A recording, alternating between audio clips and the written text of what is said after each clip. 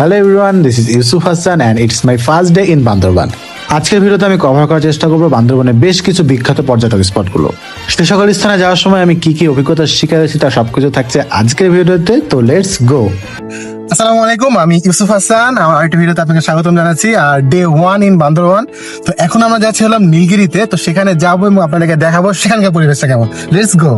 আজকের ভোরের জার্নিটা আমাদের স্টার্ট হয় মামার সাথে, আর রাস্তার দুই পাশে এত সুন্দর ভিউ ছিল, মনে হচ্ছে সারা জীবনের জন্য আমি বান্দরবনে থেকে যাই। সেই খুশি আর বেশিক্ষণ স্থায়ী হয়নি, কিছু দূর সামনেই আমরা দেখলাম একটা অ্যাক্সিডেন্ট হয়েছে।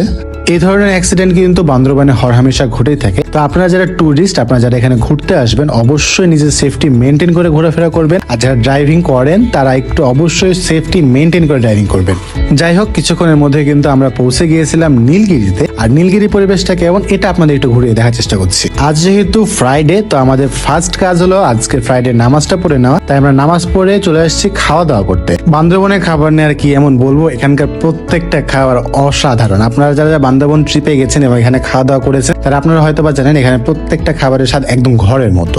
নীলগিরি বাংলাদেশ বান্দরবন জেলায় অবস্থিত অন্যতম ও সর্বোচ্চ জনপ্রিয় পর্যটন কেন্দ্র, যা কিন্তু সমুদ্র পৃষ্ঠ থেকে প্রায় 2200 থেকে 3500 ফুট উঁচুতে অবস্থিত। যেহেতু আমরা অফ সিজনে গিয়েছিলাম তাই আমাদের আশেপাশে তেমন কোনো মেঘ ছিল না। আপনারা চেষ্টা করবেন অবশ্যই সিজনে যাওয়ার। এই সকল জায়গার ঘোরার একদম বেস্ট সিজন যদি আমার কাছে জিজ্ঞাসা করা হয় তাহলে আমি বলবো বর্ষাকাল এবং শীতকাল।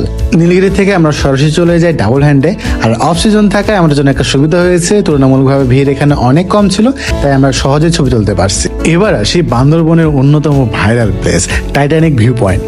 নামটার মতো জায়গাটা অসম্ভব সুন্দর। যদি আমার হাতে সামর্থ্য থাকতো তাহলে এই সময়টাকে এই পয়েন্টে স্থির করে রাখতাম। বিশেষ করে আমি যখন এখানে গিয়েছিলাম তখন সময়টা সন্ধ্যার আগে আগে, আর এই সময় পাহাড়গুলোকে দেখতে অসাধারণ লাগছিল। টাইটানিক ভিউ পয়েন্টে কিন্তু আপনারা অনেক ছোটখাটো ভ্রাম্যমাণ দোকান দেখবেন, যেখানে পাহাড়িরা তাদের জুমের বিভিন্ন ফল বিক্রি করে থাকে। যদি আপনাদের বাজেটের একটু প্রবলেম থাকে তাহলে আমি আপনাদের রেকমেন্ড করবো যে এখান থেকে কোনো ফল না খাওয়ারই, কারণ এখানে ফলের দাম ব্যাপক। আমাদের নেক্সট গন্তব্যস্থল হলো চিম্বুক পাহাড়। ছোটবেলায় এই সকল পাহাড়ের কাহিনী পড়তাম আমাদের বইয়ের পৃষ্ঠায়, কিন্তু নিজের চোখে দেখার যে একটা আনন্দ বা যে মুহূর্ত সেটা আসলে কোথাও পাওয়া যাবে না।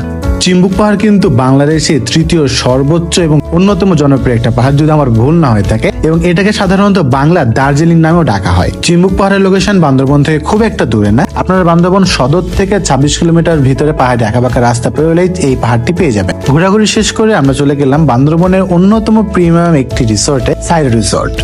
যদিও এটা 3 স্টার রিসোর্ট, কিন্তু যদি আমি আমার পার্সোনাল ওপিনিয়নটা আপনাদেরকে দিই, 5 স্টার থেকে এটা কোনো অংশেই কম না। আপনাদের যদি বাজেট নিয়ে তেমন কোনো সমস্যা না থাকে তাহলে কিন্তু চাইলে এই রিসোর্টে আপনারা অবস্থান করতে পারেন, যেখানে প্রিমিয়াম শুরু হয় 9000 থেকে 10,000 টাকাতে, এবং আপনারা চাইলেই 6 জন মিলে মাত্র 25,000 টাকা ব্যয় করে এই রিসোর্টে থাকতে পারেন। বাট হ্যাঁ, আপনাদের একটা জিনিস অবশ্যই মাথায় রাখতে হবে, এখানে সকল ভাড়ার সাথে কিন্তু 15% ভ্যাট যুক্ত হয়। আপনারা যদি বান্দরবনে অফ সিজনে যান তাহলে এখানে 10% থেকে শুরু করে 30% পর্যন্ত একটা ডিসকাউন্ট পেয়ে যাবেন। এবার সেই জায়গাটার লোকেশন নিয়ে, তো এটা বান্দরবন শহর থেকে প্রায় 18 কিলোমিটার দূরে চিম্বুক রোডের ওয়াই জংশনে অবস্থিত।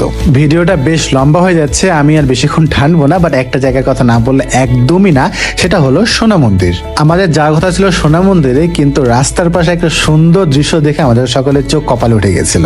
রাস্তার এক পাশে পাহাড়ে আগুন, আমরা অনেক ভয় পেয়ে গেছিলাম, বাট ভয়ের কোনো কারণ নাই। এখানে কিন্তু তারা জুম চাষ করে, জুম চাষ করার আগে পাহাড়টাকে সুন্দরভাবে পুড়িয়ে যত ডাস্ট পার্টিকেল আছে সবগুলো তারা ধ্বংস করে, পরবর্তীতে তারা চাষ করে। আজকের ভিডিওটা আমি আর বড় করছি না, আগামী দিনের ভিডিওগুলো কিন্তু হবে আরো অনেক ইন্টারেস্টিং। আজকের মতো এতটুকুই, ভালো থাকবেন, আল্লাহ হাফেজ।